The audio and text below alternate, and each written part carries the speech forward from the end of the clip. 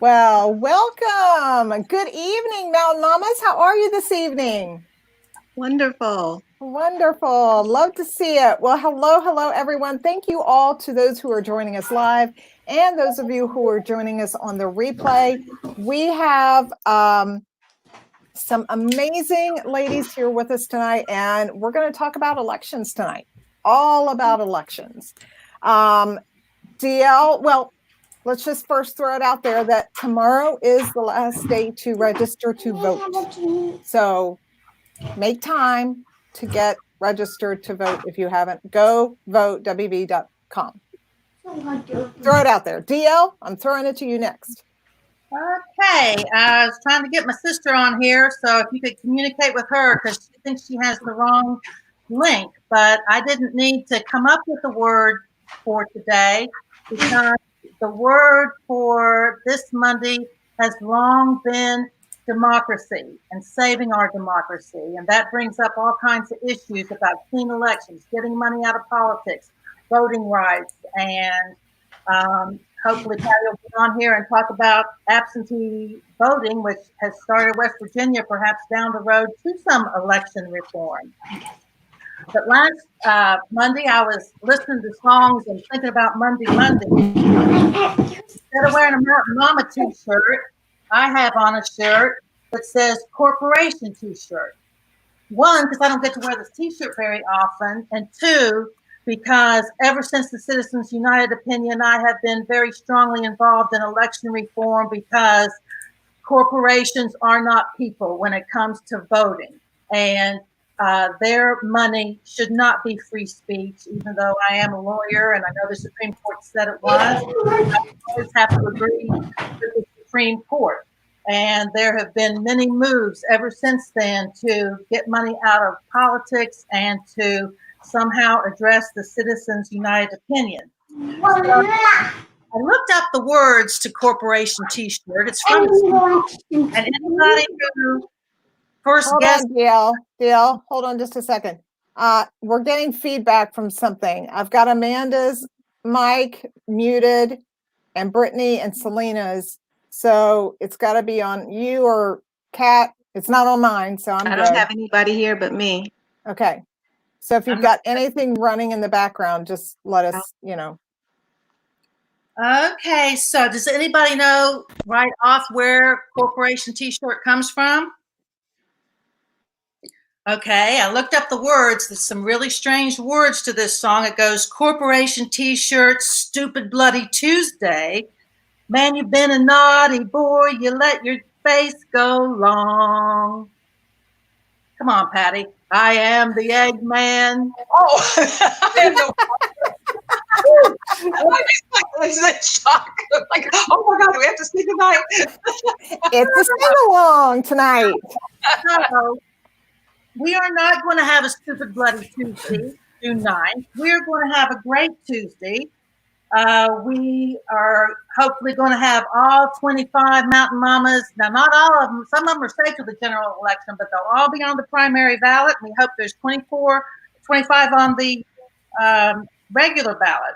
But I don't know who was the naughty boy. I can think a few of them. But I would make up a new last line about money in politics is wrong. And we got a lot of people that are going to talk about that today. I'll get back on later and talk some about the work that the West Virginia Citizens for Clean Elections is doing. But we had something come up today that is just a really good example of two things. One, the thing that I always try to say at the beginning, which is that Mountain Mamas run their own campaigns. They don't agree on everything. They speak for themselves. And while I'm not sure how many Mountain Mamas support term limits, I do know that there is a group called U.S. Term Limits. You may have noticed has been spending a lot of money. I'm not sure how many. Saying, telling voters which incumbents and candidates do support term limits, and some negative mailings about which ones do not support term limits. And I understand that they have a pledge And Kathy Ferguson says she has not signed that pledge, so she was quite surprised when she received a mailing today that included her picture on saying that she supported term limits.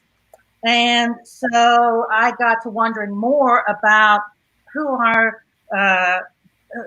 what's the money, who's the money behind U.S. term limits. And so I messaged with them some today.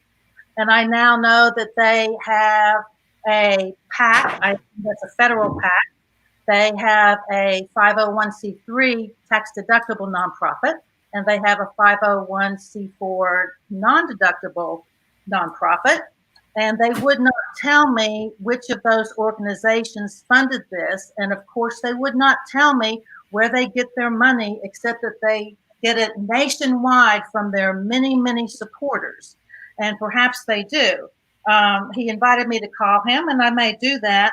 But this is just a really good example of dark money in politics, because they have had a very big presence in West Virginia this election, especially when it comes to legislative offices. But we have no idea who is funding that. And that is separate from Mountain Mama's PAC.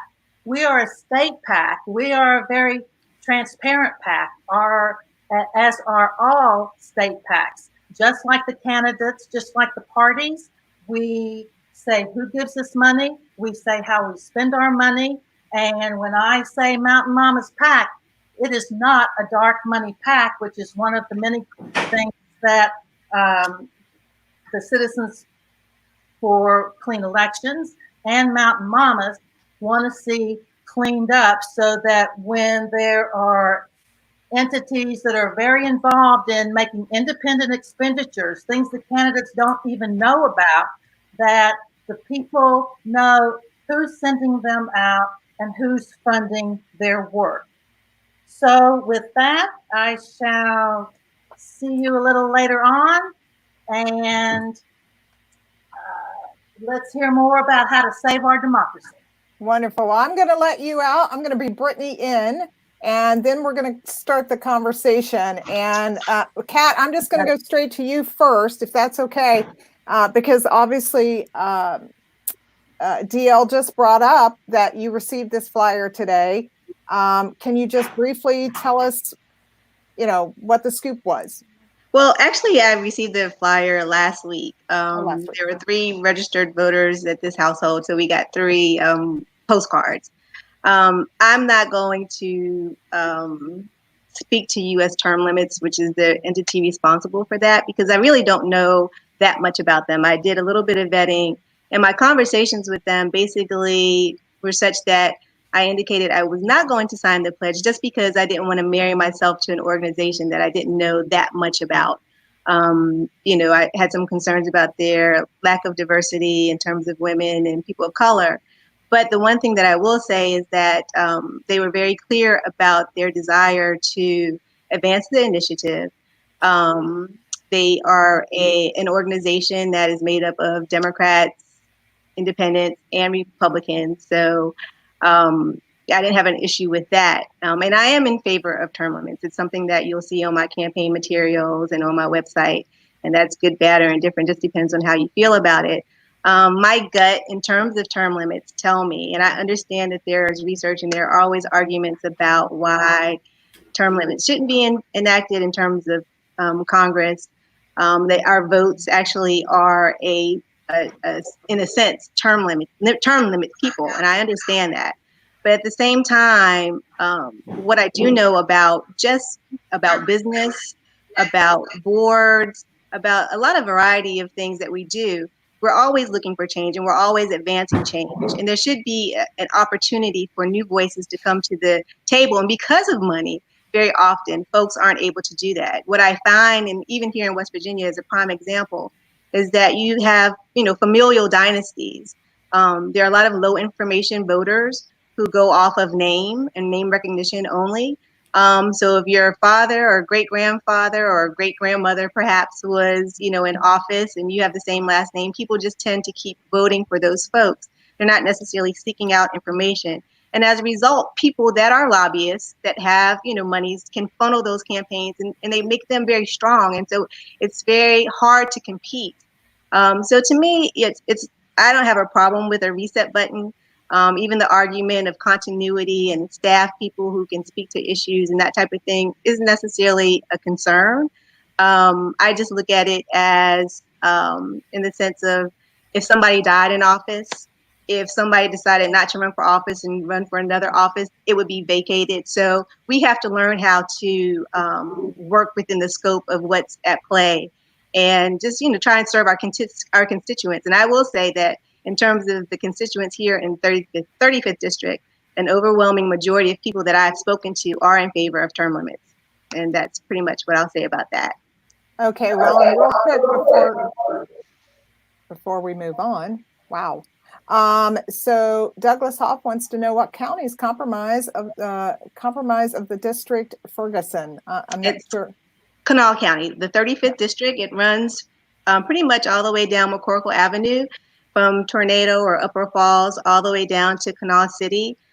Portions of South Charleston, portions of Charleston are included in that, but all of St. Albans, Jefferson, I'm trying to think of where else. I guess that's it on that side. And then on the opposite side, it's coming down 25, Nitro, Institute, and Dunbar. So, and that's another thing too, is that, we're talking about areas that have are unincorporated within that district. And so really to participate, in a fair manner, we have to have representation. And so that's one of the reasons why I'm running. I'm the only person that's in the 35th District running from the north side of the river. I'm the only person coming from a historically African-American community. I'm the only person running that comes from an unincorporated area. And so I think the value of democracy as we know it is really having more people at the table. And it doesn't matter, we're going to disagree on certain things, but the beauty is that it's debatable. And even the fact that I can have this conversation with you all, fellow mountain mamas, really just kind of lays credulity to that. The fact that if we were operating with it just being no term limits and no discussion, that's one thing. But the fact that we can have a discussion, and maybe it could be on the table at one point or another, that's just the beauty of the democracy as far as I can see. Well, then let's pitch it over. Really Let's pitch it over to Delegate East Burton to kind of talk about how this subject has been discussed in the legislature, and do we think that this is going to come up again in the next session, and just talk a little bit about where that stands on the legislative level. So it absolutely will come up again and again. As long as the super PAC continues to be funded, they're going to be showing up. They have lobbyists at our legislature, and they approach all of us. And as a newly elected delegate two sessions ago, I needed the old guard to teach me the way. And there are some very good, trusted delegates that have been delegates for 50 years, 20 years, I don't know, a really long time.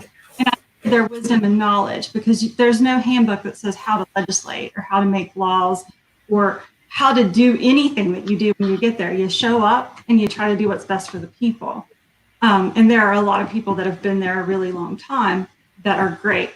So when I was first approached by the term limit folks, I'm not opposed to term limits. I am terrified of an Article 5 convention, which it'll take to change the Constitution, to ratify the Constitution, to implement those term limits. And I think that their motives, with all of their money behind it, are more than simple term limits. And my response to them was, when they're talking about, don't you think we need to end corrupt politicians? Yes, we do. What makes them corrupt? Money. So my response to that is, before we end term limits, we really, really, really need to focus on money in politics. Because if you've got the old guard out there that's horrible, keeps getting elected because of name recognition, it's because they've got the money to put their name out there, and they're being bought and paid for by certain interest groups. And I mean, to me, that's more important than getting money out of politics. Politics is great. There's a lot of people that really care. They're really passionate. The majority of the people I've met in politics are passionate about their constituents. But there are people out there that are in it for the money, they're in it for the wrong reasons, and they have no concern about the general public at all. They just want to pad their pockets and make their lives a little better. So before we implement term limits, I really think we need to get money out of politics. And an Article 5 convention is super, super, super risky. I've done a lot of research, not that I'm an expert by any means, but this these folks that are putting out the mailers against people that won't sign their pledge to end term limits, they are super funded by undisclosed funders, as DL said earlier. They've put out Mike Pushkin, who doesn't even have an opponent, they're mailing out anti-Mike Pushkin. He's against term limits. We're not against term limits. We're more against, and the vast majority of the delegates that I've spoken to about it aren't opposed to implementing some form of term limit. But the Article 5 convention is what scares us the most. Well, if I can just really quickly, Sarah, just speak to that really, because I did, again, I did not sign the pledge, but I also let them know that I wasn't going to be initiating that at all. That's not anything in my wheelhouse. But just speaking personally, one thing that I will not do, the pledge that I will make is that I'm not trying to be a lifelong politician for the 35th District or Kanawha County at all. I have, in my own mind, self-imposed limits, because I do believe that next generations coming up, they'll be able to offer some interesting visions, different perspectives that may not have come to the table without somebody moving out the way. So I'm all about sustainability planning.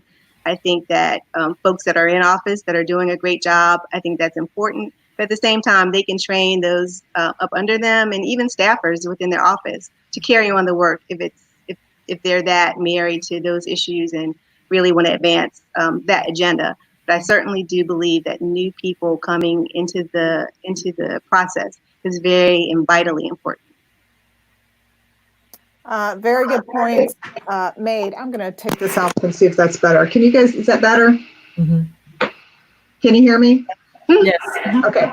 So I think that's a really good point. And of course, I've worked with the legislature, and I was actually in serving with the legislature when term limits kicked in the state level.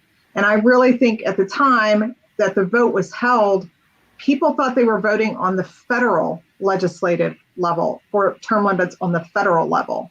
I really believe that's what they thought. And so within 2 or 3 years of term limits setting in Missouri,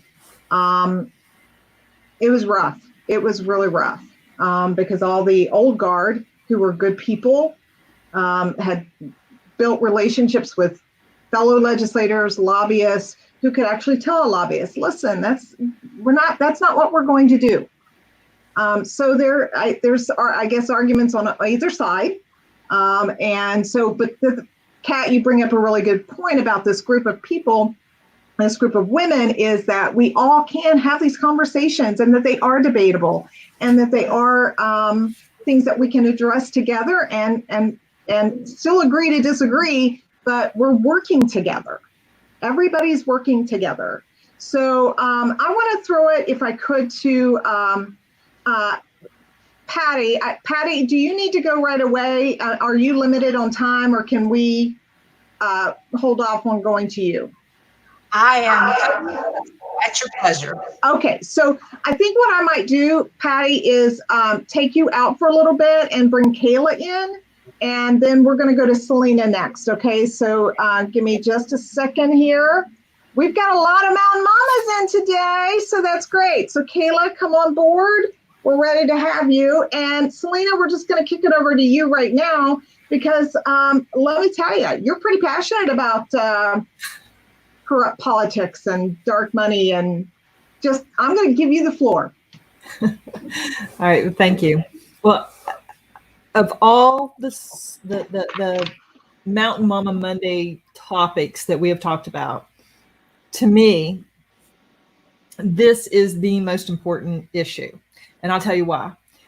You can care about, like the last time I was on, we talked about roads and bridges. Roads and bridges are important. They could potentially save somebody's life. But the fact of the matter is that if you, whatever your issue is, whether it's after school care, whether it's taxes, whether it's, roads and bridges, whatever your issue is, it all comes down to money. How the influence of how money affects politics, and how it affects how people vote when they're in the legislature is incredibly significant. And if we do not change the way that elections are or campaigns are funded, if we don't change that, then we're going to continue to get what we get, which is if somebody throws a whole big old bunch of money, let's say I'm a pharmaceutical lobbyist, okay?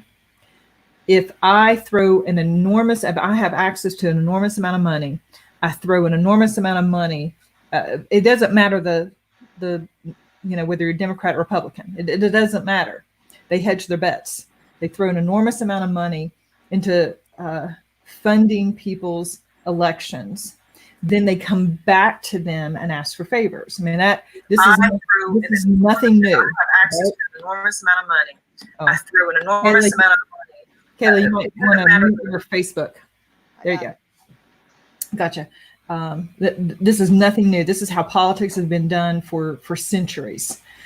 And we have the ability to write laws to either promote that the way things have always been done, or try to put things into perspective so that we increase the voice of the everyday person and decrease the voice of people that have lots of money. Now, I want to be clear. If you have lots of money, you absolutely have a right to have a voice in policy and into politics. You absolutely do. I'm not saying you don't. But what I am saying is Joe that lives down the street that makes minimum wage has a right to have a voice as well. And because somebody else, it has an enormous amount of money, they should not have a louder voice in policy than Joe down the street that makes minimum wage. So that having an equalizing effect to where everybody has a fair voice in politics, that is how we're going to, if we can figure out a way to do that. And I think the West Virginia Citizens for Clean Elections, their platform they put together a year or so ago, I think that's a really good start. But if we can figure out that, that would be good. Now, with that said, the other thing I want to say is, until we put things like that into policy, it's up to us to say how we're going to fund our campaigns. I have, and I think many of us on here have made the commitment to say, I'm not going to take corporate money. I'm not going to take corporate PAC money. This is how I'm going to fund my campaign. I want it funded, $27 or $5 per person, as opposed to taking lots and lots of money. Now, if you have somebody that has a lot of money that wants to contribute to your campaign, you have to figure out how, if you're going to accept that, what is their influence, how much influence are they going to have over what you do if you're elected. I think we all have to figure that out and make those decisions. But until we can collectively pass laws to make sure that a person with lots of money and person with minimum wage have an equal voice, then it's incumbent upon us to say where we're going to accept our money. And I think that if by doing that, by funding our campaigns with regular people, then that beholdens us to people to work on policy that's going to help them. Well said.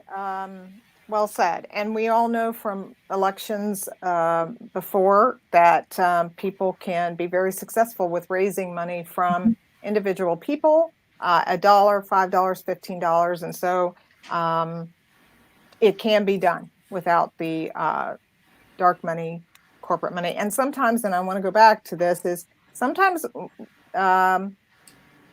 you will get these flyers, like Kat may have said, and someone's photo is posted and there's comments on it.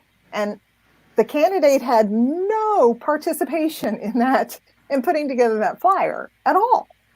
It's a completely separate entity that's putting that together. And so, Kayla, we haven't heard from you.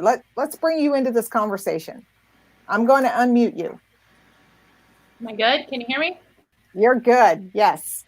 Hi, everybody.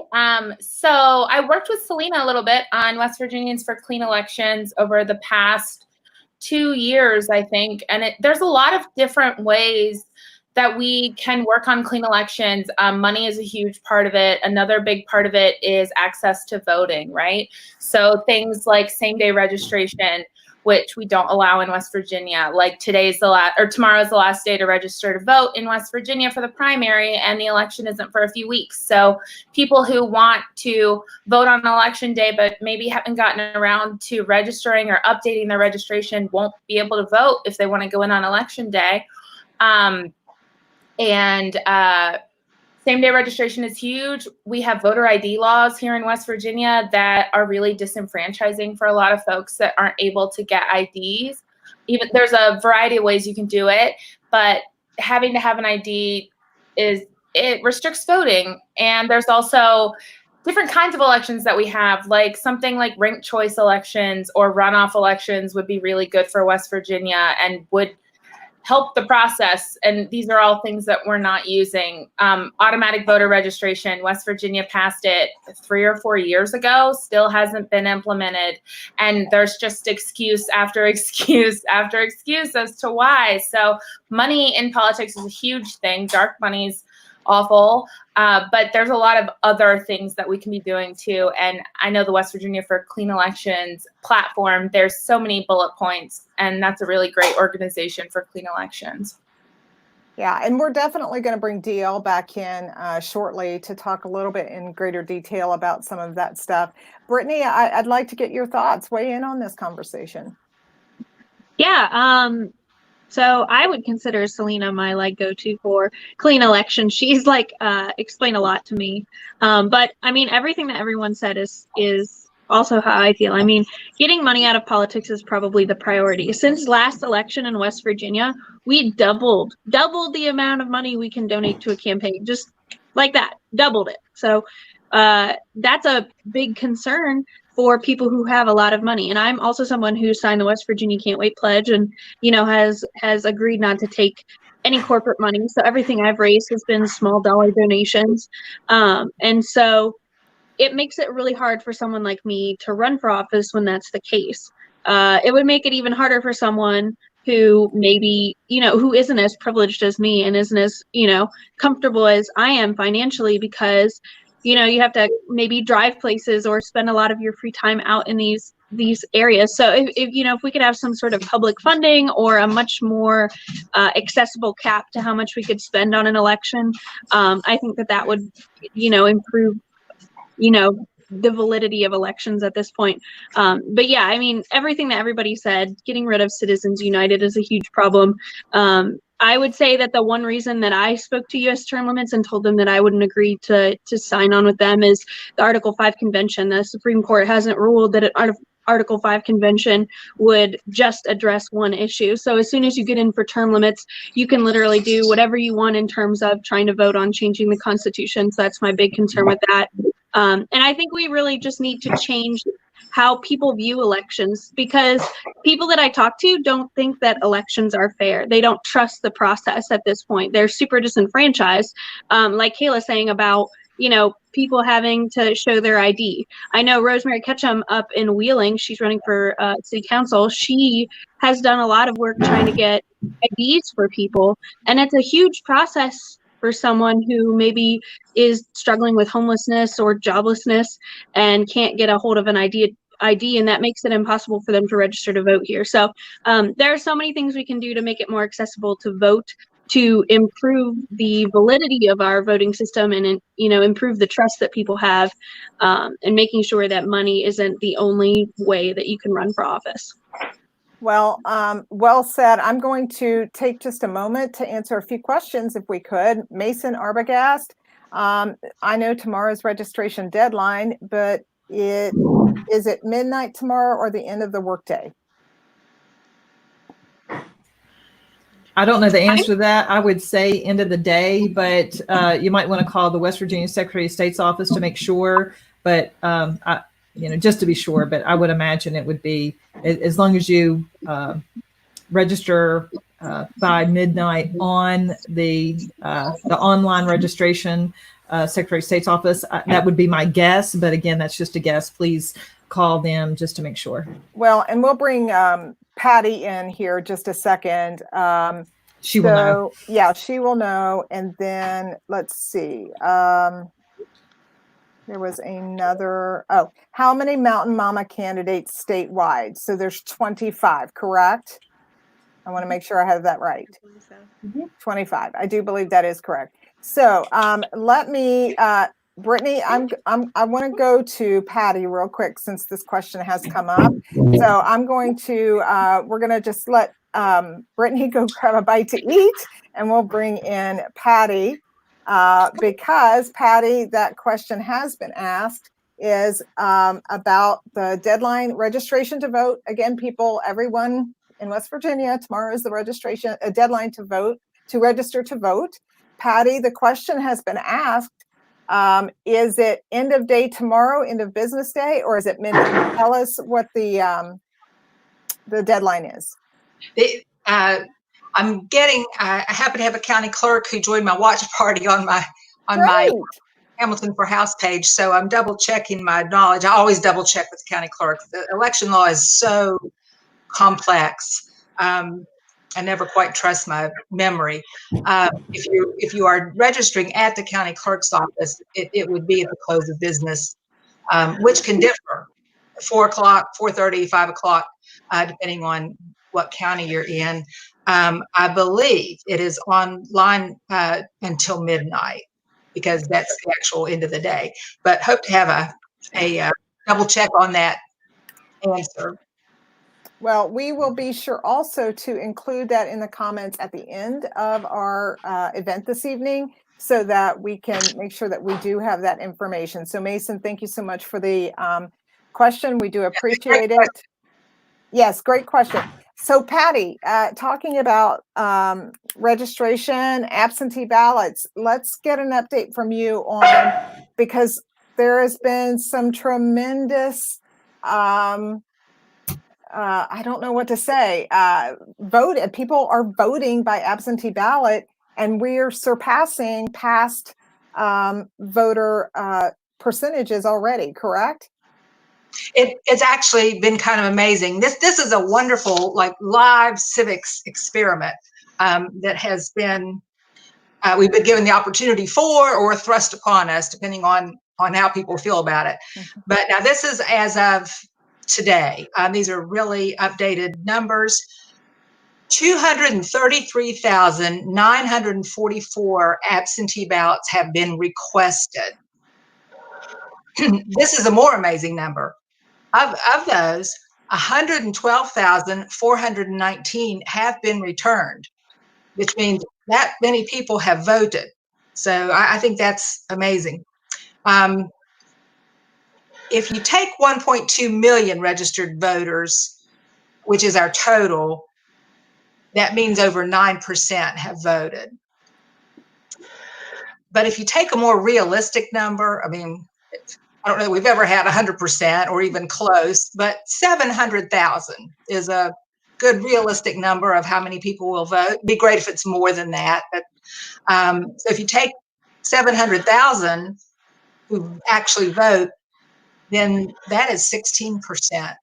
Now, sadly, that is a higher percentage than some counties reached in 2018. So, but those are statewide numbers. So I think it's safe to say people seem to like this method of voting. And again, it's nothing new. It's just a tried and true absentee ballot, old law, interpreted much more broadly, so that because everyone is affected by the medical condition of COVID-19 in some way or other. They don't want to be exposed. For whatever reason, we're all affected by it. May 19th is tomorrow, as we were talking about. That's the registration date. And I haven't heard, so hopefully I'll have something to update you on that, whether it's, but I do believe it's midnight online. The govotewv.com is a really excellent resource. And once you send in your application, from the time you send your application to you send back your ballot, you can go to track your ballot, and you can see that it's been received. If it hasn't been received, that gives you a chance to call and see what happened. So that has a lot of good resources. So that's govotewv.com. I think I have said this every time, but I think it's really important. Okay, say, Kayla, you got your absentee ballot, but you decide you'd rather go to the polls and vote, either early voting or election day. You're going to do it in person. If you show up at the polls, and it's logged into your registration, they know you've gotten an absentee ballot. So you will be asked to vote a provisional ballot if you don't have that absentee ballot with you. In other words, if you get an absentee ballot, you decide to go to the polls, take that ballot with you so they can see that it's not voted, and they'll foil the ballot. If you don't do that, there's going to be a little bit of a problem, and you'll probably have to vote a provisional ballot, which may or may not be counted. So I'm just trying to remind everybody, because that'll be a problem, and provisional ballots are something that county clerks don't want, and we don't want people upset at the polls either. So, it was a lot of visual there. So, and Amanda's got hers. So I show up at my polling place. Yes. And I do not have this with me, but they show there's a record that I've received my absentee ballot, and I have not issued it. They issue me a provisional ballot, and then they do something called spoil the vote, which is right. They cancel this out. Yes. Okay, yeah. But the better thing to do is just take a simple pen and fill it out and send it in, right? Exactly. Very easy. Very easy. So I found a more thoughtful process where I could actually sit down and think about it and not feel like I was holding up the little booths that you're in if it's busy. So I enjoyed voting this way. I have to say I did too. I think you're right. I think you're not feeling like there's a rush, like, not that there's always a ton of people at my polling place, which is sad, but I just don't feel, I feel like I have time to be thoughtful, although, I typically do a lot of, education of educating myself beforehand, which I hope everybody does. Now, Kayla, did you have a question that you wanted to ask Selena? Or Patty? Or Pat, yeah, somebody just about voting. I had somebody ask, they got a nonpartisan ballot because they thought it would have both. They typically vote one party, but they wanted to vote another party, or they just wanted both, and so they requested a nonpartisan ballot, and then there was almost nobody on it. So he was asking me, what do I do? I want one ballot or the other, and I don't know the answer. If anybody knows, they can contact their county clerk, or take the ballot to the county clerk, and they will switch it. And are the clerk's offices physically open now? I think most of them are, yes. Okay. But I would call first just to make sure. And actually that's happening quite a bit. The no party folks are not checking which ballot they want, and so they get a nonpartisan and they're surprised. Yeah. And it's not the one they wanted. And then some are checking both Democrat and Republican, and you can't do that either. So, yeah. So anyway, but what they can do, call the county clerk, and they can switch that out. And they could mail the one back, and they'll mail them the other one, do an exchange in person. So yeah. Now I would say that's going to get more difficult as it gets closer to early voting and election day. So. Well, I'm going to get to Amanda next, but real quick. So what I want to make sure I understand I'm hearing is, if I get a nonpartisan ballot, an unaffiliated ballot, basically the only people I can vote for are people who are nonpartisan elections, so the judiciary, correct? Judicial, Board of Education, any levy that might be on the ballot. Yeah, Right. So if you have requested that, you can go back to your county clerk and request a different ballot, correct? Yes. Okay, very good. All right, I have a quick. Let me ask Patty a quick question before she goes. And if you are in your voting booth and you make a mistake, you can talk to the people there and they can help figure out. What do you do if you make a mistake? You mark something you don't mean to mark. What do you do then, Patty? On your absentee ballot? Yes. I think that's in the instructions, and I don't have that anymore. I actually have forgotten what you can do. I think it's in the instructions.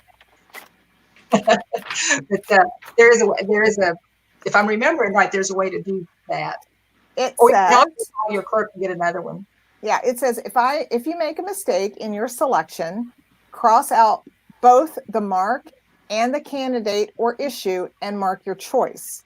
If your ballot is destroyed or you cannot correct your mistakes, you should immediately contact your county clerk for instructions on receiving a replacement ballot. Good. Okay, Amanda, you're up next. Thank you, Sarah. Okay, so now I have two questions because you guys inspired a different one. If you're non-affiliated or independent, or a third party, and you want a Republican or a Democratic ballot, if you're not affiliated at all, can you request a specific ballot in the primary? I thought so. Or Mountain. Just wanted to make sure. And then my original question was, when it says non-machinable, what does that mean? That means the post office is having to manually do whatever they do to those. Those ballots have been a lot of work for the post office. I'm sure. Yay, postal workers.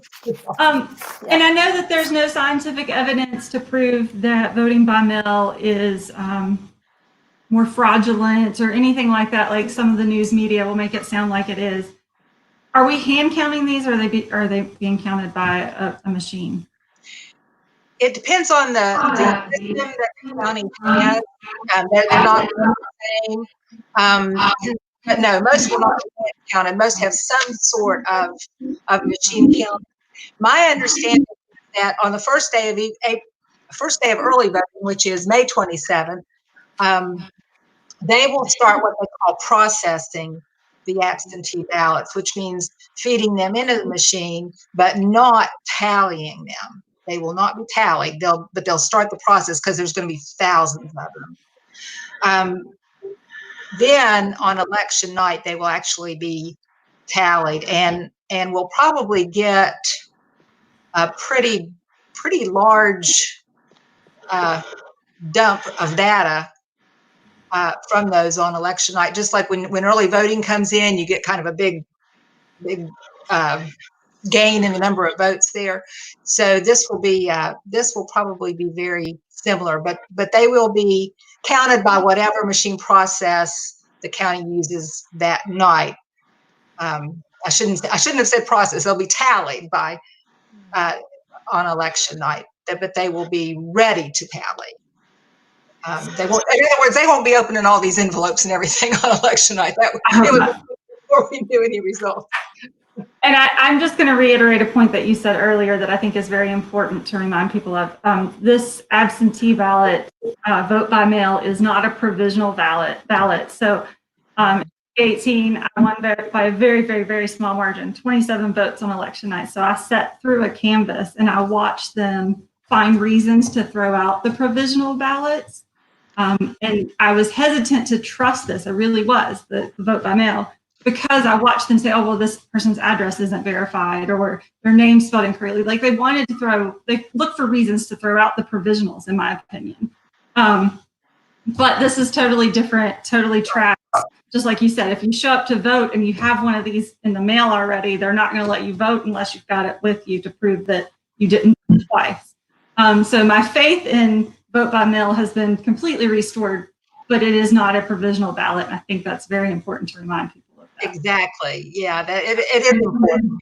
The provisionals, I mean, there are problems with people the commissioners that have to make those determinations, and it's tough. And normally absentee ballots are, they're counted on the last, or in the canvas, and when they come in, but there's not ever that many of them. So this is just, it's really unprecedented, but it is a true ballot. It's going to be counted just as if you went in person. Well, and then Kayla just had a good point that she just sent to us. You can track your absentee ballot on the Secretary of State's website at govote.com. I mean, I think it's a great way to vote, and I'm really excited to see how many people will get actually voting this election cycle. I don't know if you all are like me. There's always one that I think, I think I'm prepared. I think I'm educated. I think I may be more engaged than a lot of people. And then there's one that like, oh my gosh, I'm not quite sure here. When you have your ballot at home, again, you can give it a little bit of time and send it in when you're ready. So I really liked that aspect. I think it's a great way to be more informed too. Like, yeah. Mm-hmm.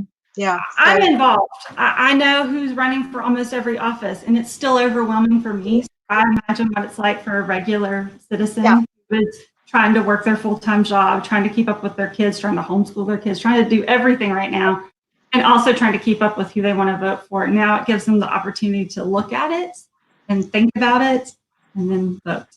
Exactly. I enjoyed that aspect of it. And then also too, Amanda, I mean, also just consider the fact that folks have to take off from work, they have to try and find time, they've got to squeeze it into a schedule. So it really does afford, more people to be able to participate in that process. So. Absolutely. I want to make a real quick point. So Brittany wants, and I'm going to bring Brittany in, Patty, as soon as you're done. You can hand deliver. You can take this to your county clerk and say, here is my vote, my ballot. So you can do that. You can take two. What's that? Yes. You can take yours and somebody else in your household, or, Right. So there is that option. I just want to point something out to everybody because we hear this all the time. There's so much friction and animosity. There's all kinds of words you can apply to this. What I'm seeing here, not only as a voter, but someone who has worked in this process, is people who are not afraid to ask each other questions and get informed. I think 20 years ago, I would be scared to ask a question because I would be afraid I would be seen as not knowing. I should have known that. Mm-hmm. And I love the fact that you've got an incumbent here and you've got candidates here, and we're all working. Everyone's working. I'm learning. Everybody here is learning, and we're also talking with the voters as well. So I just have to commend everybody here for, again, you're all running different campaigns, but what I see happening here is what I think everybody wants to see in politics, and that is working together and having conversations and not just this constant going at each other on every single issue. And there's no vitriol, and it's just really nice. So I just wanted to throw that out. Now, I do want to take a pause for a minute. Thank you, Patty, so much for the update. I appreciate that. We're going to bring Brittany in now real quick. So we will see you again soon, Patty. So thank you. And let's bring Brittany back in. And I also want to bring up my wonderful friend Danielle Stewart's comment here. The ability to research voters is really good, but I requested my ballot very early before some candidates had really campaigned. I had to do deeper research, and I foresee that with absentee ballots, candidates need to get their information out earlier. Good point. So as an incumbent candidate, I will tell you that I was caught off guard. I mean, I expected some Corona people, but I think we were all caught off guard. If this were a normal election cycle, we would be past the primary already. But I would have been out knocking on doors. I would have knocked on 100 doors every Saturday, 150 every Sunday afternoon, 200 every week. You know, I would have had goals and I would have been talking one-on-one with voters. And this election cycle, it was really, really different because you can't go knock on somebody's door. You got to find a different way to connect with voters.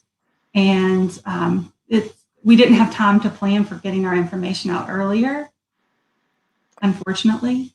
The coronavirus really hit us hard, but I will say that as we prepare, and hopefully all 25 of us will make it through the primary and to the general, we can prepare for if this happens again, if there's another outbreak or if there's going to be any change in the elections procedures, that we can actually make sure that we get our information out earlier in a way that is going to be safe for those voters.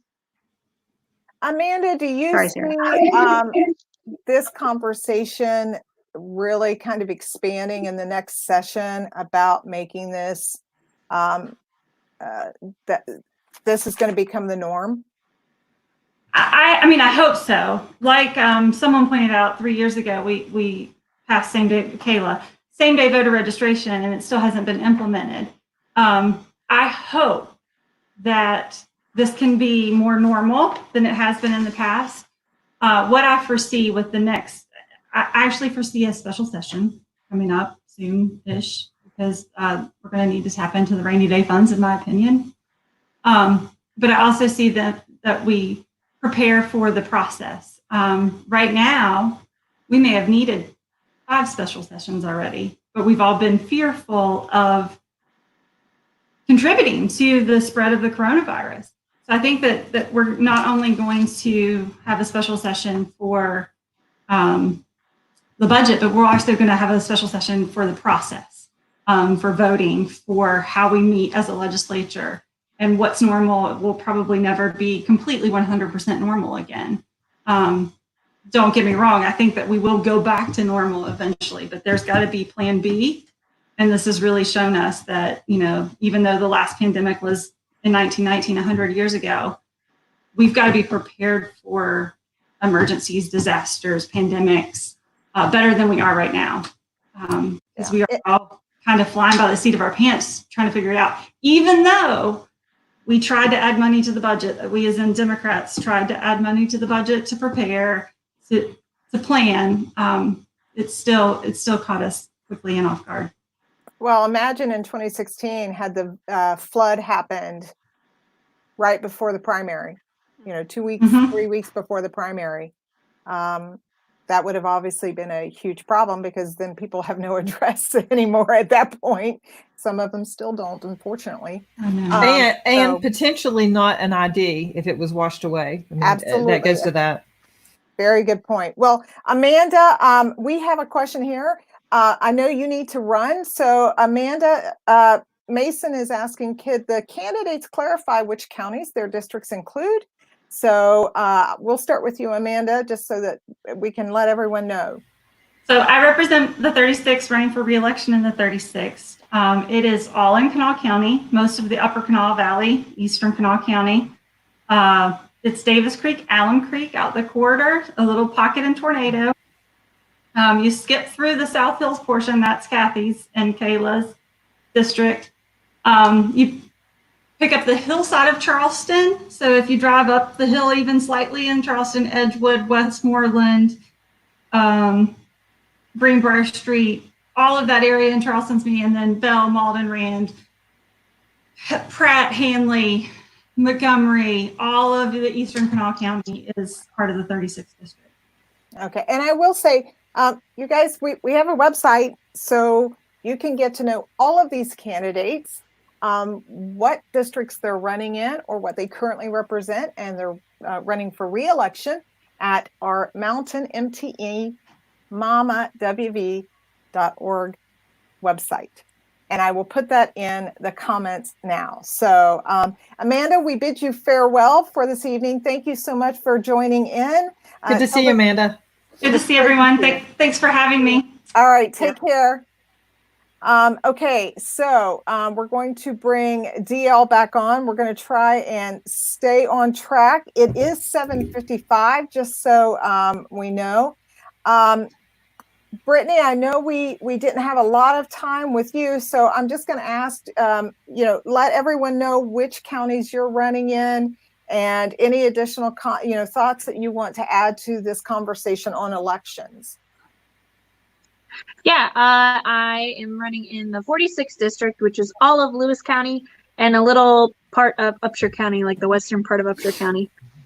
So I'm running for House of Delegates there. But no, everything that we've talked about with elections is really important. I'm really excited to see this absentee ballot come to fruition here. I mean, obviously not under these circumstances, but I'm really excited to offer more voting options to people. Obviously, even we're having questions about, what it means to vote absentee. What are the rules? What can we do if we make a mistake? So I think it's really important that we're learning that now. It makes it harder to learn, obviously, under these conditions where we can't go in person. But, contact your county clerk. This is their job. This is their area of expertise. I've been talking to my county clerk. She's been absolutely wonderful about answering every question that I have about absentee voting. So, I'm really hoping that we can keep this. And hey, DL, see DL adjusting her shirt. But yeah, I'm really excited about absentee voting being an opportunity here. One of my best friends lives out in Portland, Oregon, and they basically vote exclusively by mail. They love it because you can sit at home and think about it, like we've all said. So I really hope that we can work out the kinks and keep pushing forward with this. Well, I just also want to say, though, if we need to go over on this, you guys know how strongly I feel about all this, and I know you guys feel the same way. So if you guys have to run, fine. But if we need to continue this conversation, I don't need to go anywhere anytime soon. So, and I will say that, I've been a strong advocate for using social media and digital campaigning for quite some time. Selena Social Media Association of West Virginia did a live stream last week about candidates and incumbents using social media, and we were talking about frames, and her frame was the one that came up first, so she won the hallelujah for social media frames. So anyway, let's move to some questions if we can. How will you help to create digital-friendly regulatory policies for the advancement of the digital infrastructure? Wow, this is a big one. TB, it's a big one. So that the digital divide can be narrowed between the have and have-nots. Currently outdated and costly regulatory policies designed for the infrastructure of the 20th century have impaired the development and deployment of infrastructure of the 21st century that are needed for many local economies to grow. That's a big question, TB. I'm not sure that we're going to answer all of that tonight, but I know that there have been some other comments here about, Carolyn also mentioned, I hope you're advocating for affordable, accessible, high-speed internet across the state.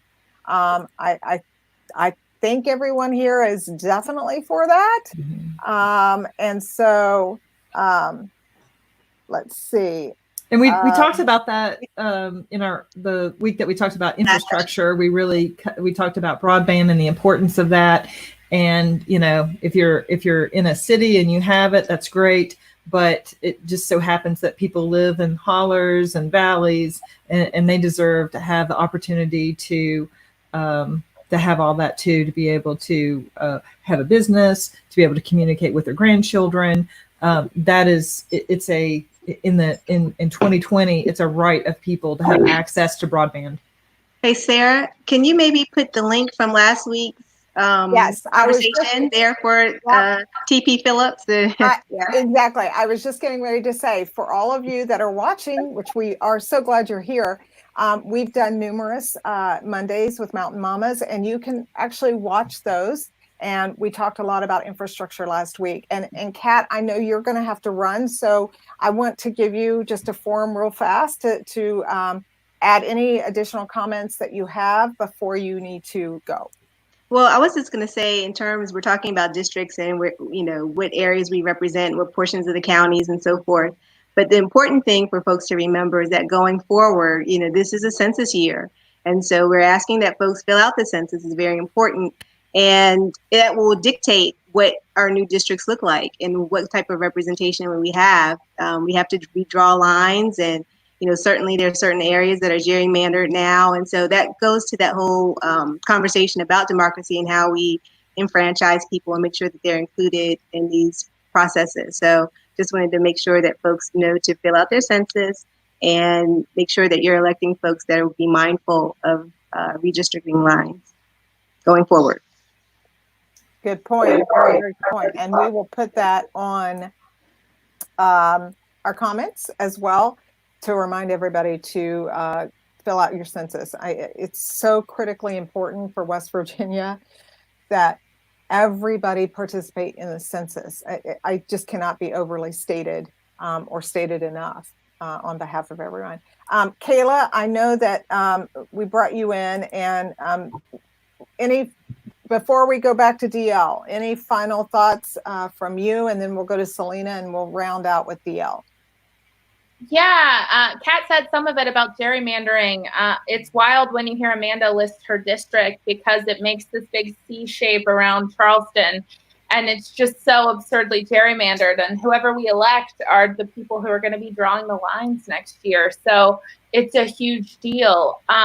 Also, slightly touching on the digital infrastructure thing, I wasn't on the call last week, but I think it's important that we work on our state agencies and work on updating their hiring processes, because I had a conversation with the woman who runs the Department of Technology, and she can't hire good people because we don't allow them to have competitive pay grades, or we don't allow any sort of work from home flexibility, or didn't before COVID. Maybe we will now, but that's a huge part of it. Same goes for purchasing within the state. So, I mean, updating state websites and state facilities is a big deal that we aren't ever doing.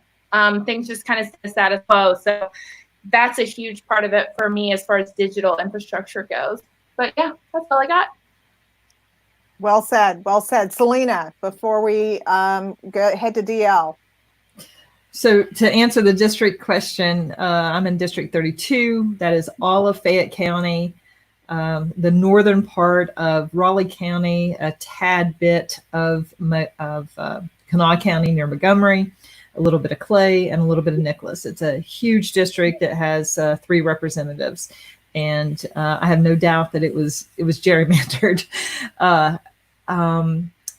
As far as the big picture issue around election reforms, I just want to stress that this is not a partisan issue. This is, we want to have, Republicans want to have Republicans that are going to represent them well. Democrats want to have, Democrats are going to blah, blah, blah. I mean, this is a nonpartisan issue. We want to have the average person that's in a community, the average worker being able to have a voice in their government, no greater or no less than a business person or a millionaire, just to have a fair voice in the process.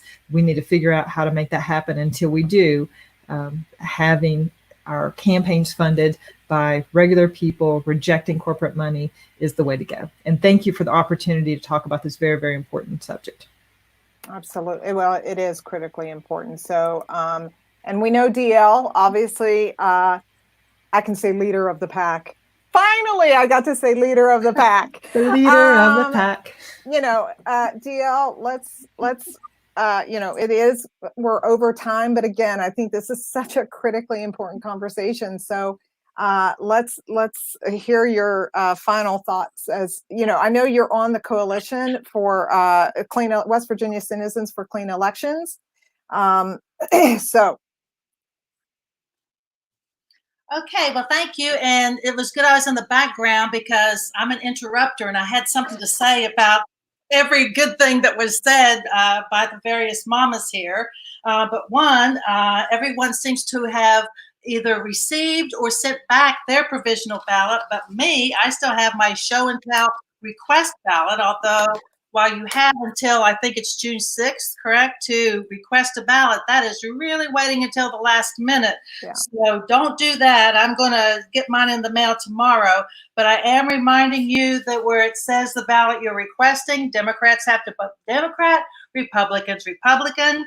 But if you are a non-party, an unaffiliated non-party one, you can request a Democrat, Republican, or mountain ballot. We talked some about that, but while you don't have to be a Democrat to be a mountain mama, to vote for a mountain mama, you need to request the Democratic ballot, because all 25 mountain mamas do happen to be on the on the Democratic ballot.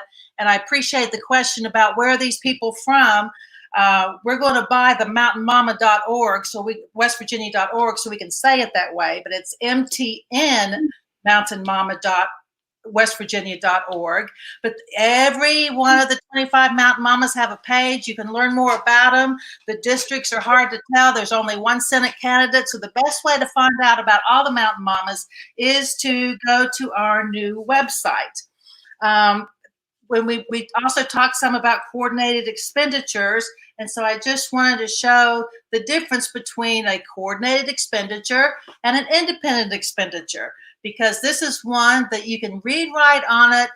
It's the candidates of the 35th, and all three of them, oh, we just lost Kayla, but oh no, they're all, we lost Kat. We lost Kat, yeah. We're on there. So this didn't come as a surprise to Kathy, because we worked on this together, and it really clearly says that it's a coordinated expenditure by the three candidates, the Mamas of the 35th and Mountain Mamas PAC. And we hope to do more of those in the general election. And next thing I wanted to bring up was to appreciate Brittany for bringing up the horrible law that went in the wrong direction and increased the amount of money in West Virginia elections.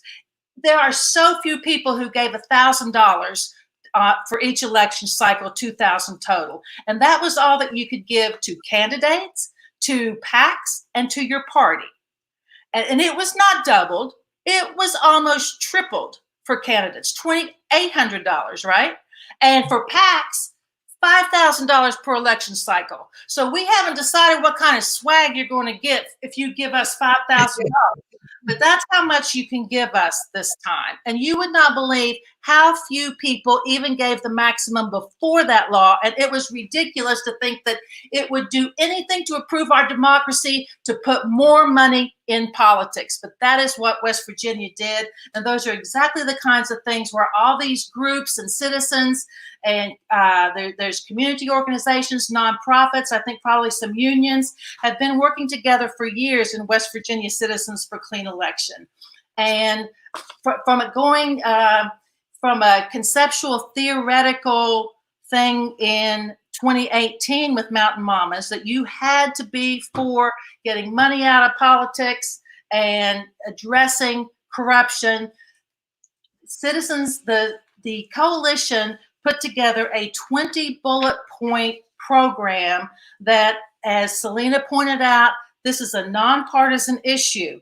They consider them to be common sense policy solutions. Some are more important than others, I think, but they're divided under three different categories. One, everyone deserves to know. That's a transparency kind of issue. And I think Kayla seems quite familiar with a lot of specifics that are on this platform, or planks in this platform, but there's a lot of things to make more transparent. And of course, the dark money issue is the biggest one of those.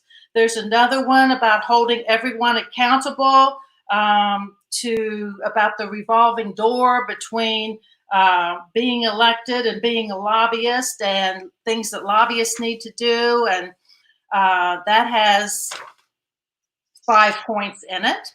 And the next one, everyone can participate. And those are the things like the voting rights, changing the way elections are funded, empowering small donors, protecting and expanding access to the polls, and increasing voter participation. And as Patty pointed out, whether it was forced upon us, it was also an opportunity. that we are having a civics lesson and things can be done differently and done better. And so we've got some great groundwork for changes in election law in this upcoming session. And just at the end, everybody started talking about redistricting and a reminder to fill out your census. And the last 3 points are improving redistricting, representation, and participation. So redistricting will be a huge thing that the next upcoming legislature will have to deal with. And everybody knows about the gerrymandering in these districts. And it's why we have to send you to the website.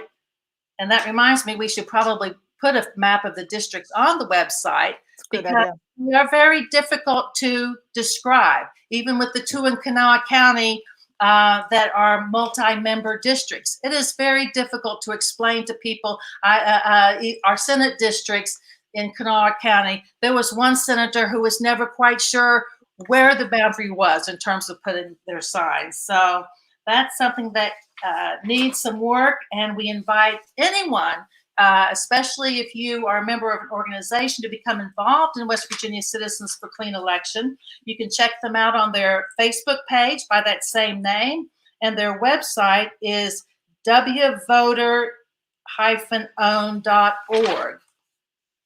Is that right? That doesn't sound right. It doesn't sound right. That's what it says. If it's not W Voter, then try West Virginia Voter. But that is what it says on this, West Virginia, and I will put that on the comments of this. But now here's a fun thing that we do that was my idea because it was started by Ben and Jerry's, and I really liked both of them, and they came up with the stamping money out of politics. And their executive director, Julie Archer, she and I and some others go up to the Capitol sometimes. We go to other tables and we take these stamps, and I especially like to do it, right on Andrew Jackson's face on a $20 bill, because it is legal to, if you're not intentionally trying to destroy the money, you can put things on money. All my money says stamp money out of politics, or not to be used to buy elections, or not to be used to bribe politicians. And we sell these stamps if you want to help us stamp money out of politics. Another specific reform that Kayla brought up, I believe, was about ranked choice voting, which is only in Maine, but is in several counties and cities throughout the country. And it's being talked about more and more. Some people call it preferential voting. In Europe, I think they call it parliamentary voting. But I did have a handout by ACLU about ranked choice voting. So I noticed that is something that they're trying to do some voter education about. And that is an area where then you won't get the kind of criticism of like, well, that's a vote for whomever, because you get to say who your first choice is and who your second choice is. And I think there needs to be a lot of education of us all with regard to how that works. But it certainly sounds like a way that could address a lot of the issues when you don't want to vote for the lesser of evils for your primary vote. Mm-hmm. Okay, so Mason, just real quick, Mason's asking, where can we get one of those stamps? Well, I start out with going to the website or call Citizen Action Group and ask for Julie Archer. But we might need to buy some more, but we are happy to keep them in stock because we are committed to stamping money out of politics. I'd like to just mention that I've been with DL at these events where we're stamping money. And if people don't have, like, I'm one of these people that carry credit cards and not money. If people don't have money, but they want it, she'll give them money to stamp. I get $6 every time we're getting ready.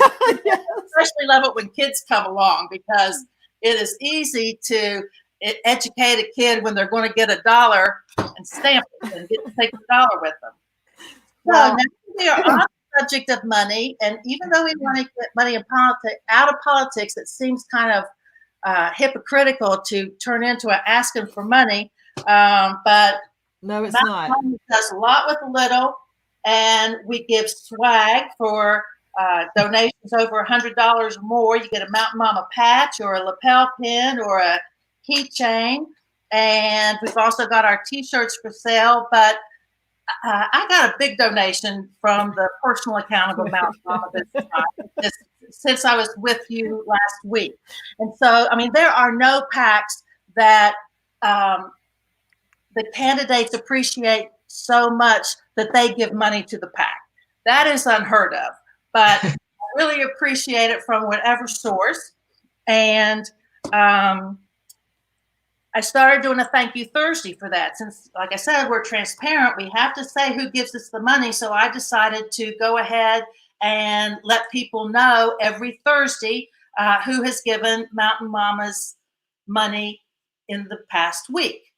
And I so far only have 2 names, but it's easy to find our Act Blue account. There's donate buttons on the website. We'll put those in the comments. And I think that pretty much wraps up the substantive part of our protecting our democracy aspect of this. And next Monday is going to be equally interesting and equally important. We have Delegate Danielle Walker back, and this is the day that we are talking about people leaving West Virginia and people living in West Virginia who are marginalized, disenfranchised, the ones protected by the Human Rights Act or who should be protected by the Human Rights Act. And by that, I'm talking about LGBTQ people. We're going to talk about racial disparity, probably in the context of COVID-19 and a task force that the governor has implemented, but the makeup of that task force has left something to be desired in some regard. And so you'll see several of these mamas back next week. I imagine we'll have a full house. And there's one thing I wanted to say. No, go ahead. I want to add something here, but go ahead. Well, I just wanted to mention this. I don't know if I can get it back on my phone. I had it out to say first, but as you all can tell, I get easily distracted. But I had a kid that I've known since before he was born graduate from Oak Hill High School. And I've been kind of slow. I just got his graduation card out today. And his aunt sent me a banner that Oak Hill did for all their graduates. And so Keelan Brewer was one of them, Keelan Montani Brewer. So he even has mountain in his name. And so I just wanted to say congratulations to all of you who have graduated from college or high school and have had to figure out new ways to celebrate that. And I just want you to know that it probably has been no fun, but it's going to be a great story someday. So you go out there and write a great story, and many, many congratulations to every graduate out there. And thank you to all the teachers. Brittany, I'm looking at you, and everyone who's a teacher that has embraced the change that has had to happen because of this COVID-19. And I'm just going to say, if I could, a point of personal privilege here. Running for office is not hard. So, and I'm talking to voters right now. Running for office is hard. And what I'm seeing is we've got some extraordinary, ordinary people who are taking up that call to action, because we do have people with lots of money or lots of power represented. And we were just talking about the disenfranchised. We were talking about those that are underrepresented. And I know it's easy for all of us to say, my vote doesn't make a difference. I'm tired of politics. I'm just not going to vote. But that's exactly what those people who have power and privilege want you to do. They don't want you to vote. They don't want you to get involved. And so if you really do want things to change, I want you to think just right for a moment. What if all of us who feel this way were to show up at the ballot box, to vote in the primary and the general? What can we change? I just want people to think about that, because you've got candidates who are so passionate, who really care about what they're doing and the state of West Virginia, our future, our children, our elderly, our education, everything. So just ask yourself, what if we all come together and we vote? I'm not telling you how to vote. I'm just saying your vote does matter, but it only matters if you cast it. So on that note, hopefully I didn't take too much time. Corporation t-shirt before we sign off. What's that? I want to get back to my corporation t-shirt because with a bit of a rewrite, it had a very good line to bring this Monday full circle. I am she, as you are she, as you are me, and we are all together. So elect Mountain Mamas because we need more Mountain Mamas, and stay together. Have a great week. All right, everyone. See you next Monday. Everybody. Thank you.